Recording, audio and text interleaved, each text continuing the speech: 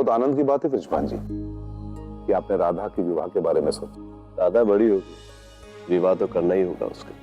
सत्य कहा आपने, बेटियां कब बड़ी हो जाती हैं पता ही नहीं चलता। अब देरी ना करते हुए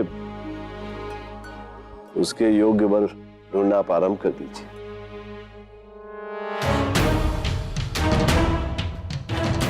राधा का विवाह किसी और से? परंतु अचानक आपने इस विवाह के बारे में सोचा कैसे? मेरे लिए तो मेरी राधा आज भी वही छोटी सी नटखट सी राधा है। पता ही नहीं चला कब बड़ी हो गई। वो तो कल जटीला भाभी ने आभास दिलाया कि तुम्हारी राधा बड़ी हो गई है। उन्होंने ये सुझाव दिया था राधा के विवाह का। तो ये मां ने किया है? ये सब हो क्या रहा है? मुझे मां से बात करनी होगी। आपका काम बस हो गया समझिए काकी। मेरी बातों का प्रभाव राधा पर पड़ने लगा है और अब वो कृष्ण के प्रति अपनी भावनाओं को प्रेम समझने लगी। और ये सुनिश्चित करने के लिए कि कृष्ण उसे प्रेम करता है या नहीं, वो कृष्ण की परीक्षा लेने वाली। तो मां की बुद्धि ठीक तो है, कर क्या रही है ये? मुझे कुछ समझ नहीं आ रहा। उत्तम, तुम्हारा पुरस्कार और स्मरण रहे हमारे मध्य का ये रहस्य ही रहना चाहिए। अगर किसी को बताया तो? नहीं नहीं काकी, मैं किसी को नहीं बताऊंगी।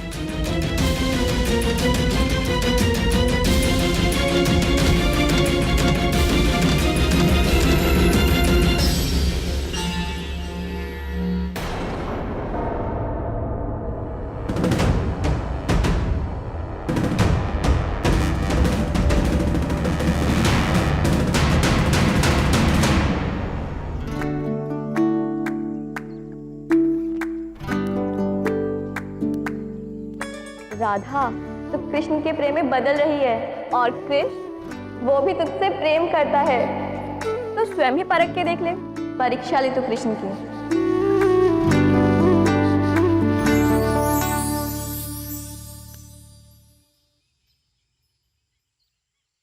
कदाचित राधा के मन में कोई बात चल रही है कान्हा, जो उसे विचलित कर रही है, किंतु क्या अभी ज्ञात हो जाएगा।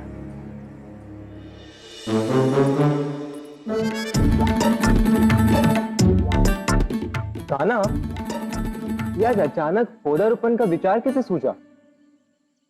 बात यह है सुदामा, जो हम आज बोएंगे वही हम कल काटेंगे, है ना? यदि भविष्य में अच्छे फल चाहिए तो वर्तमान में अच्छे कर्म करने होंगे।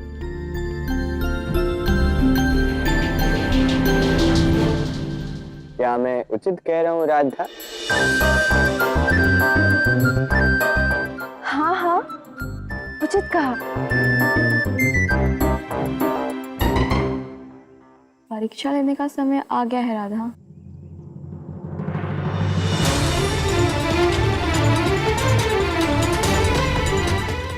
उचित कहा कृष्ण ने, भविष्य के लिए वर्तमान में प्रयास करने होते हैं। कृष्ण और मेरी मित्रता का क्या भविष्य होगा, ये स्पष्ट करने के लिए मुझे वर्तमान में ही कृष्ण की परीक्षा लेनी होगी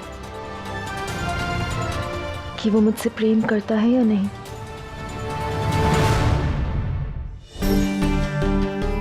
किंतु क्या परीक्षा लूं?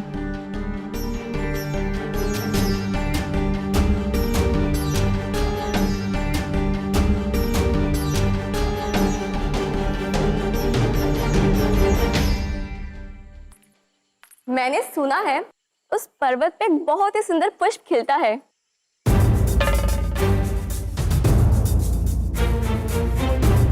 उसकी सुगंध बहुत ही प्यारी और रूप मोहक है।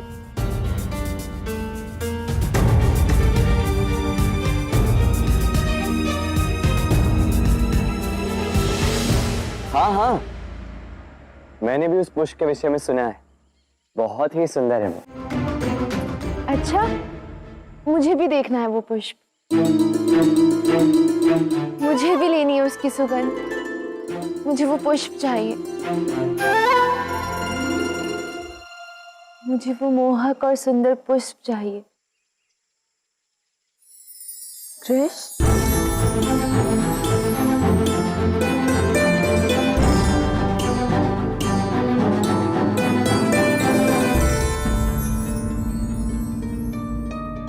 ये कौन सा नया खेल रच रही हो मां?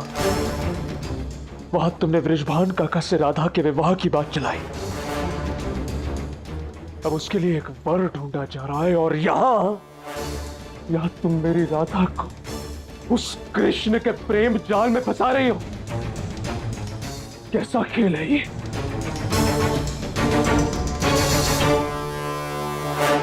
एक ऐसा खेल जो तुम्हारे प्राण भी बचाएगा, साथ ही साथ तुम्हें लक्ष्य तक भी पहुंचाएगा। मेरा लक्ष्य राधा है मां। जब कुछ करना ही था तो बताया क्यों नहीं मुझे? क्यों मुझे अंधकार में रखा गया? अंधकार में रखना पड़ा यानी, क्योंकि राधा का नाम सुनते ही तुम सब कुछ भूल जाते। किंतु मैं जानना चाहता हूं कि तुम क्या करने वाली।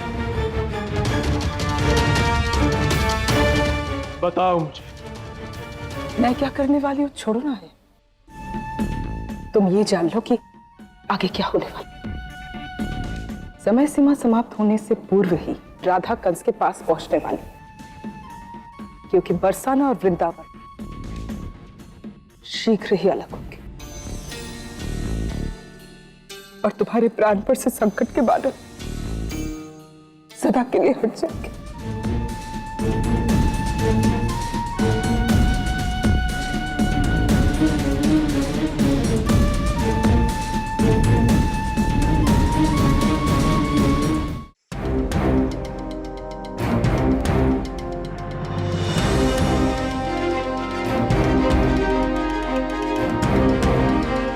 राधा, इस वन में भी बड़े मोहक और सुंदर पुष्प है, तुम वही ले लो। हाँ राधा जी, देखो ये पर्वत और इस पर चढ़ने का पथ कितना दुर्गम है। कड़ी चढ़ाई है, वहाँ तो कोई नहीं जा सकता। मैं तो कह रहा हूँ, अगर किसी की जाने की इच्छा हो तो भी उसे वहाँ नहीं जाना चाहिए। जीवन बड़ा या पुष्प? प्रतीत होता है मैं कुछ अधिक ही दुर्गम परीक्षा ले बैठी। आशा करती हूँ कृष्ण भी इसके लिए मना ही करते। मुझे लगता है कृष्ण ना नहीं बोलेगा। मुझसे प्रेम जो करता है।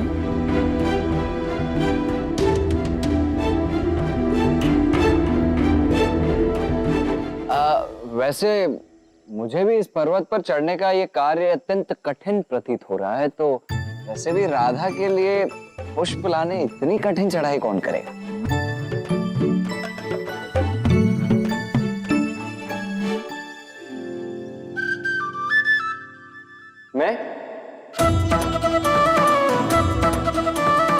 मैं जाऊंगा।